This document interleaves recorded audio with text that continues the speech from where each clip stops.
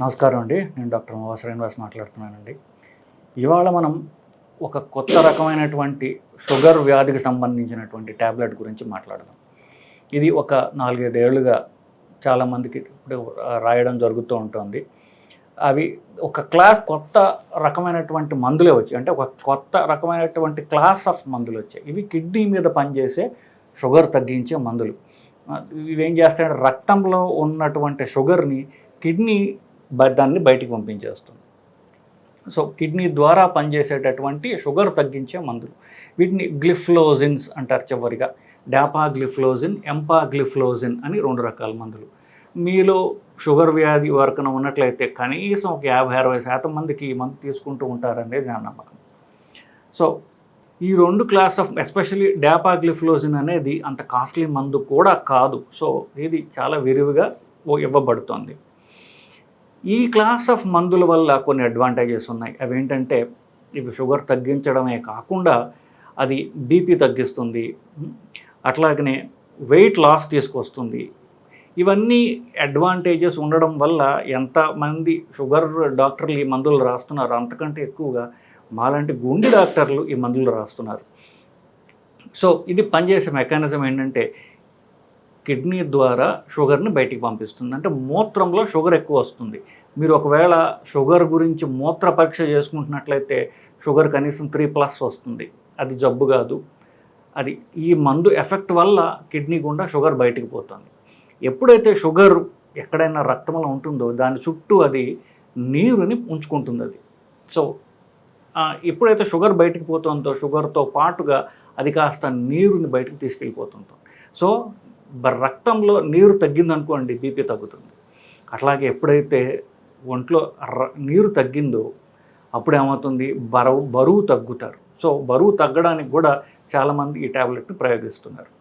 So నేను చెప్పినట్టుగా sugar తగ్గుతుంది, బీపీ తగ్గుతుంది, నీరు తగ్గుతుంది, బరువు తగ్గుతారు. ఇవన్నిటి ప్రయోజనాలు ఉండడం వల్ల ఇది గుండె వీక్గా ఉన్నప్పుడు ఇది చాలా ఉపయోగపడుతుంది. గుండె ఎప్పుడైతే బలహీనంగా ఉందో ఒళ్ళంతా నీరు పట్టేస్తుంది. సో వాళ్ళకి నీరు తగ్గడానికి అట్లాగే బరువు తగ్గడానికి ఒక షుగర్ ఉంటే సరే, షుగర్ లేకపోయినా కూడా ఈ ట్యాబ్లెట్ మేము కామన్గా రావడం జరుగుతుంది. దీని పేరు డాపాగ్లిఫ్లోజిన్. రెండవది empagliflozin.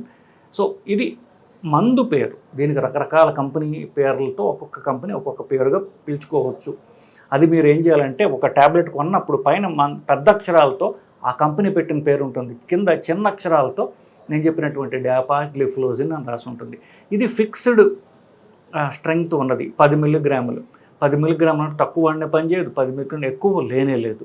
So fixed dose tablet కాబట్టి వాడకంలో కూడా ఈజీ. సో ఇది ఫిక్స్డ్ డోస్ 10 మిల్లీగ్రామ్స్ రోజుకి ఒక్కసారి వేసుకోవాలి. కామన్గా పొద్దున్న వేసుకోమని చెప్తుంటాం.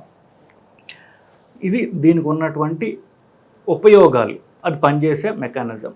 ఇప్పుడు దీనికి కొన్ని దుష్పరిణామాలు కూడా ఉన్నాయి. ఏమిటి? ఇప్పుడు నేను చెప్పిన దానికి మనం క్రోడీకరించుకోవచ్చు. ఏమిటి? ఎప్పుడైతే మూత్రంలోంచి షుగర్ పోతుందో ఒంటేలలో గనక ఎక్కువ షుగర్ ఉంటే ఎక్కడ షుగర్ ఉందో అక్కడ ఇన్ఫెక్షన్లు ఉంటాయి. సో మూత్రం సంబంధించినటువంటి ఇన్ఫెక్షన్లు ఎక్కువగా ఈ ట్యాబ్లెట్ వాడేటప్పుడు అవకాశం ఉంటుంది. ఎవరైతే ఈ ట్యాబ్లెట్ షుగర్ కోసం కానీ గుండె ప్రాబ్లమ్స్ గురించి వాడుతున్నారో వాళ్ళు మనకి ఒంటేలు పోసినప్పుడు మూత్రం పోసినప్పుడు మంట ఉన్నదా అని వాళ్ళు గమనించుకుంటూ ఉండాలి. అలా ప్రాబ్లం అన్నట్లయితే డాక్టర్ దగ్గరికి వెళ్ళి ఈ ప్రాబ్లం ఉందని చెప్పాలి. ఇప్పుడు ఇన్ని సుగుణాలు గల ట్యాబ్లెట్ మరి ఈ మూత్రం ఇన్ఫెక్షన్ ఉన్నప్పుడు అది ఆపేస్తే దాని యొక్క ఎఫెక్ట్ పోతుంది కదా. ఏమి ఎఫెక్టు? అది గుండె బలహీనంగా ఉన్న వాళ్ళకి మాటికి హాస్పిటల్లో అడ్మిట్ అవ్వాల్సినటువంటి అవసరం తగ్గిస్తోంది. చనిపోయే రిస్క్ 40% వరకు తగ్గిస్తుంది అది. సో ఇంత మంచి ట్యాబ్లెట్ కదా.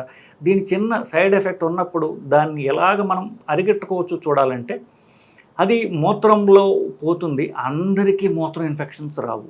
ఎవరికైతే వస్తాయంటే అది మనం మూత్రం పోసే జాగా ఏదైతే ఉందో దాన్ని డ్రైగా ఉంచుకోవాలి, తడి లేకుండా ఉన్నట్టుగా చూసుకోవాలి.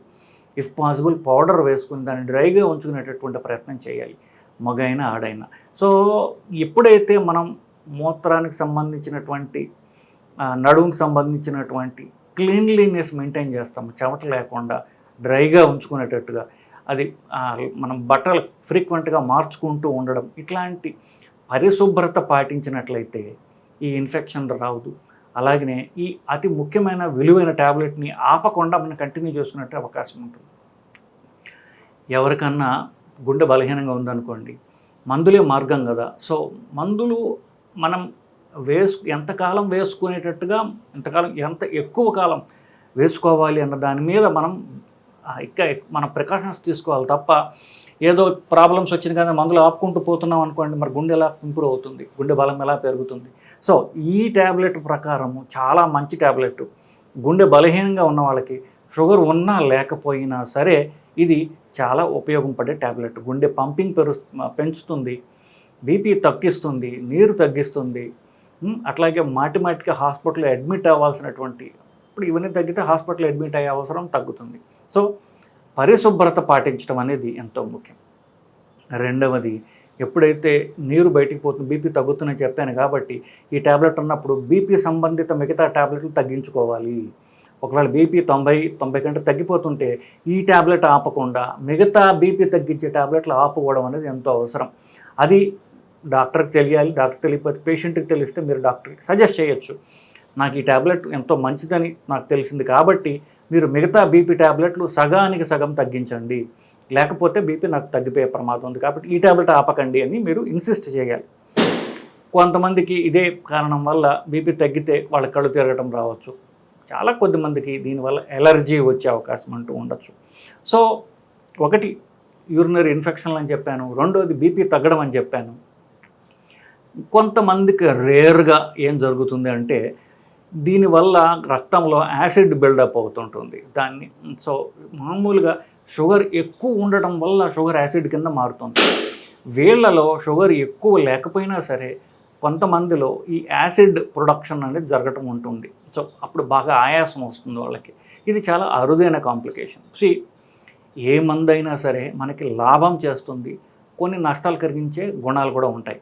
దాటిని మనం కవర్ చేసుకున్నట్లయితే ఇట్లాంటి విలువైనటువంటి ట్యాబ్లెట్లు మనం ఎక్కువ కాలం వేసుకోగలం. సో మీరు తెలుసుకోవాల్సింది ఏంటంటే పరిశుభ్రత, మనం మూత్రం పోసే జాగా దగ్గర మనం పరిశుభ్రత మెయింటైన్ చేయడం, అండర్వేర్స్ ఫ్రీక్వెంట్గా మార్చుకుంటూ ఉండడం, బీపీ మానిటర్ చేసుకుంటూ ఉండడం, ఇది అన్నిటికంటే ముఖ్యంగా మనం చూసుకుంటూ ఉండాలి. ఒకవేళ ఇవన్నీ ఉన్నట్లయితే డాక్టర్ దగ్గరికి వెళ్ళి డోస్ తగ్గించుకొని లేదా టెంపరీగా ఆపుకోవడం అనేది చేసుకోవడం జరుగుతుంది. సో షుగర్ ఉన్నవాళ్ళు, గుండె బలహీనత ఉన్నవాళ్ళు డాపాగ్లిఫ్లోజన్ వేసుకుంటూ ఉండంగా దీన్ని మీరు తీసుకోవాల్సిన ప్రికాషన్స్ గురించి చెప్తున్నాను తప్ప మిమ్మల్ని భయపెట్టి డాపాగ్లిఫ్లోజన్ ట్యాబ్లెట్ ఆపేయమని నేను చెప్పడం నా ఉద్దేశం కాదు.